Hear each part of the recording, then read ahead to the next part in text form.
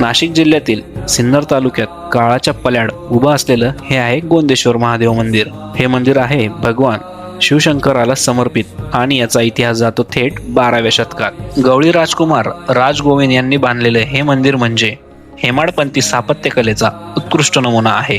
हे मंदिर आहे शैव पंचायतन प्रकारातील.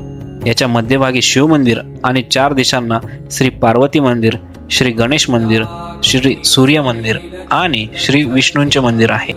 याच्या सभामंडपातील कोरीव खांब, भिंतीवरील देवदेवतांचे शिल्पे आणि रामायणातील प्रसंग आजही श्वास रोखून धरायला लावतात. या मंदिराचं अजून एक वेगळेपण म्हणजे हे मंदिर बांधले गेले आहे गुलाबी व्हेसिक्युलर खडकापासून, ज्यामुळे याला मिळाला आहे नैसर्गिक गुलाबी रंग. अभिषेकानंतर पवित्र जल येथे बाहेर येते मगरीच्या तोंडातून.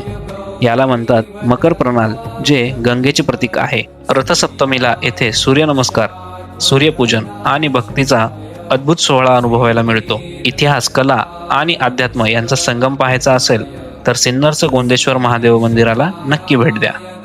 धन्यवाद.